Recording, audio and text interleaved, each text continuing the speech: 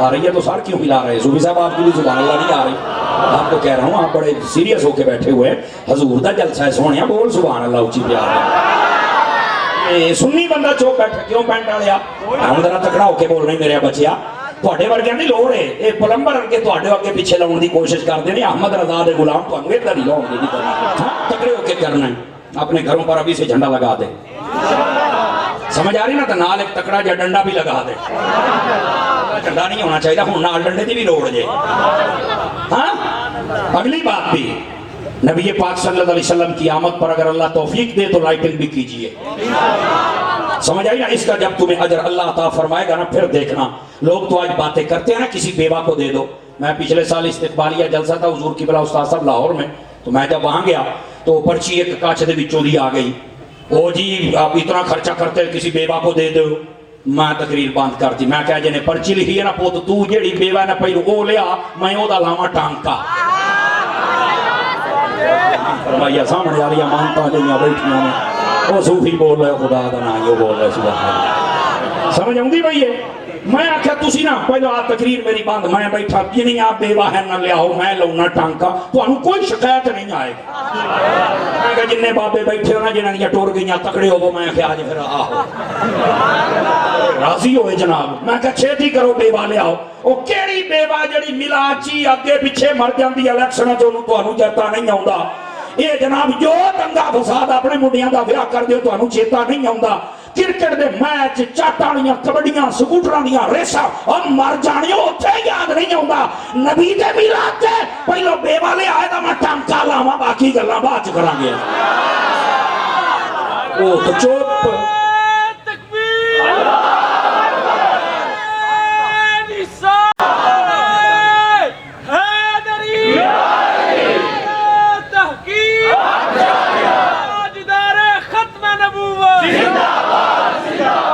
بلکہ قیامت تک کے آنے والے ہر امتی کے لیے یہ پیغام ہے کہ وہ اپنے رب کے دنوں کو یاد کرے۔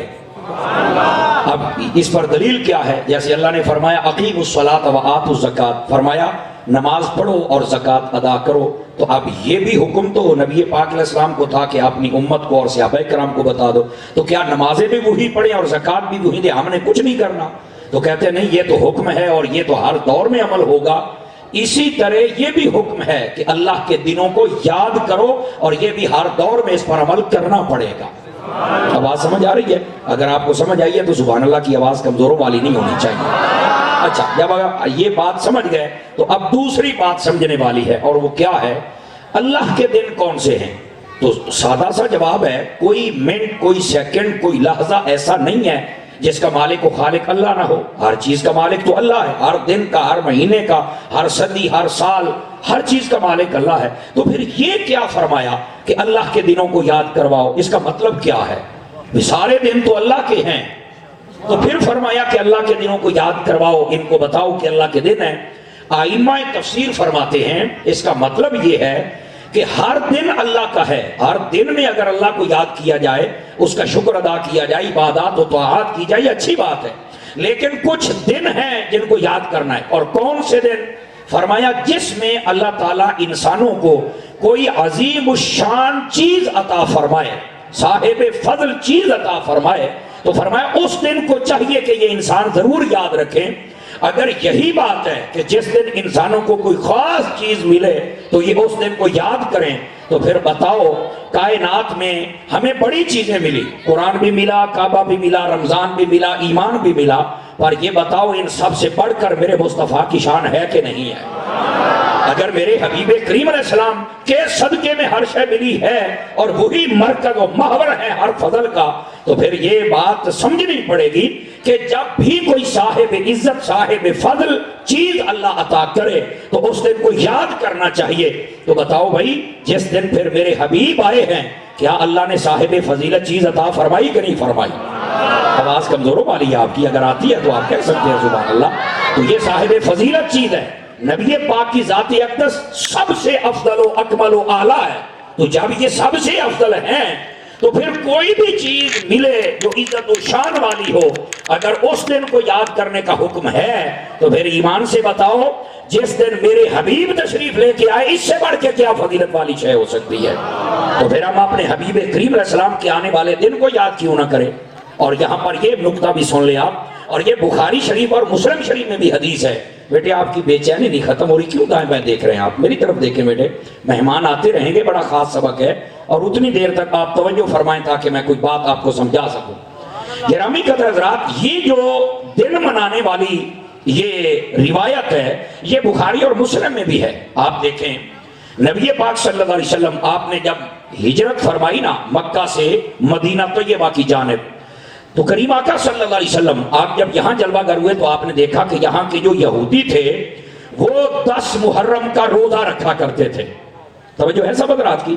کیا کرتے تھے؟ 10 محرم کا روزہ رکھا کرتے تھے۔ تو آقا کریم نے سوال فرمایا ان سے کہ یہ بتاؤ تم 10 محرم کا روزہ کیوں رکھتے ہو؟ اب یہ بات کھولنی تھی اس لیے سوال ہوتا تھا تاکہ باقی سب کو بھی پتا چل جائے۔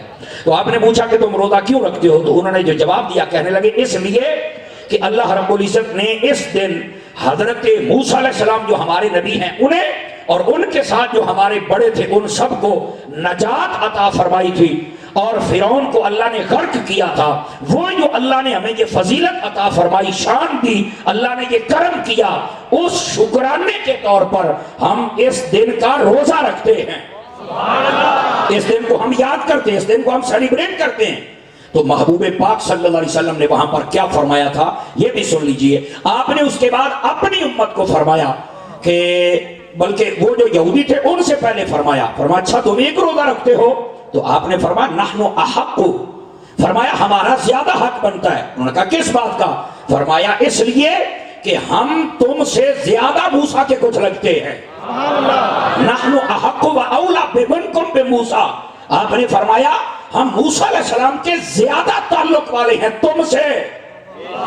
سمجھ آ رہی ہے؟ میرے حبیب نے فرمایا تم اگر ایک روزہ رکھتے ہو تو آج کے بعد میں اپنی امت کو حکم دے رہا ہوں اس دن کو یوں سیلیبریٹ کریں گے، ہم 2 روزے رکھیں گے، میری امت یا 10 اور 11 کا رکھ لے یا 9 اور 10 کا رکھ لے۔ بات سمجھ آ رہی ہے آپ حضرات کو؟ اچھا یہاں پر ایک لطیف نکتہ اس کو بھی سنیے، یہ آپ کو بڑا فائدہ دے گا۔ میرے حبیب کریم صلی اللہ علیہ وسلم آپ کی ایک حدیث شریف ہے اور یہ اکثر علماء سے آپ نے سنا گا، حضور نے فرمایا کہ یہودیوں کی مخالفت کرو۔ یہ روایت ہے، کیا فرمایا؟ یہودیوں کی مخالفت، جو وہ کام کرتے تم نے اس کا الٹ کرنا ہے۔ اچھا یہ مخالفت کا حکم ہے ہمیں کہ جو وہ کریں ہم اس کا الٹ کریں۔ اب سوچنے کی بات ہے یہودیوں نے تو اس دن روزہ رکھا تھا تو مخالفت تو یوں ہی بنتی تھی نا کہ نبی پاک صلی اللہ علیہ وسلم آپ فرما دیتے کہ آج کے بعد بھئی کوئی روزہ نہیں رکھے گا، وہ رکھتے ہیں ہم نہیں رکھیں گے، یہی بنتا تھا نا۔ پر میرے حبیب اگر روک دیتے تو پھر دن کون مناتا؟ آواز کمزوروں والی ہے، اگر سمجھ آ رہی ہے تو بول سکتے ہیں آپ حضرات۔ بھئی اگر منع کر دیتے تو دن کون مناتا؟ میرے حبیب علیہ السلام نے یہ دن منانے والا حکم بھی برقرار رکھنا تھا اور ان کی مخالفت بھی کرنی تھی۔ تو آپ نے کیسے کہا؟ آپ نے فرمایا تم ایک روزہ رکھتے ہو، ہم 2 رکھیں گے، دن بھی منائیں گے، تمہاری مخالفت بھی فرمائیں گے۔ اس واسطے یہ چونکہ استقبال ربیع الاول شریف کا یہ جلسہ ہے تو اس میں آپ جھنڈیاں لگائیں گے، جھنڈے لگائیں گے، لائٹنگ لگائیں گے، تیاری ہے نا آج کو آپ سب حضرات کی؟ تو اب ظاہر سی بات ہے کہ روکنے والے بھی تو آئیں گے نا، تو اگر کوئی روکنے والا ہے تو جہاں 2 جھنڈے لگانے ہیں وہاں 6 لگنے چاہیے۔ جو نہیں فرما رہے وہاں 6 لگنے، انہوں بھی تو پتہ لگ گئے نا میں کیتی ہے مخالفت سائیاں بھی دب کے رکھے آپ۔ آواز کمزور نہ فرمائیں آپ حضرات۔ تو میرے بھائی اس لیے بسا اوقات یہ مخالفت کرنا یہ بھی عبادت بن جاتا ہے، یہ بھی فائدے مند ہوتا ہے۔ اتھے اپنی باری ہوئے تو سارا کچھ اتھے رہ جاندہ، جدو حضور دی گال ہوئے تو پھر ڈھلے پائے جاندے ہو۔ میرے حبیب پاک صلی اللہ علیہ وسلم آپ کی جو ولادت باسعادت کا دن ہے یہ میری نظر میں، اگر میں غلط ہوں تو مجھے ٹوک دیا جائے، اگر ٹھیک ہو تو اس بات کو تھوڑا سا سمجھا جائے، کائنات میں جتنے دن عظمت والے ہیں، جتنے دن، ان سب عظمت والے دنوں کی لسٹ بنائی جائے نا تو سب سے بڑا قد اس دن کا ہوگا جس دن میرے حبیب دنیا میں جلوہ گر ہوئے۔ اعلیٰ حضرت نے 2 گھنٹے تقریر فرمائی بھائی، اور صرف 2 گھنٹے تقریر نہیں فرمائی، اس کے اندر ایسے ایسے نکتے رکھے، بڑے بڑے لوگوں کے سوال حل کر دیے۔ ایک سوال آپ نے یہ بھی حل فرمایا، کہتے ہیں کہ لوگ ہمیں کہتے ہیں 12 ربیع الاول کو بڑا جشن مناتے ہو، بڑا نبی نبی کرتے ہو، وجہ کیا ہے؟ تو آپ نے فرمایا ایسے لوگوں سے احمد رضا پوچھتا ہے یہ بتاؤ جب وہ نبی 12 ربیع الاول کو آئے تھے تو آتے ہی کس کو یاد کیا تھا؟ بتاؤ۔ آپ نے جب یہ سوال کیا جیسے آپ کو آدھے لوگوں کو بات سمجھ آ گئی کہ وہ نبی جب آئے آتے ہی سجدہ کیا، رب کو یاد کیا، بعد میں امت کو یاد کیا۔ فرمایا جب وہ آئیں تو وہ امت کو یاد کریں، تو فرمایا امت کو بھی نمک حرام نہیں ہونا چاہیے۔ جب 12 ربیع الاول کا دن آئے نا تو بدلہ چکا دے کے آقا آپ نے ہمیں یاد کیا تھا، ہم آپ کو یاد کر رہے ہیں۔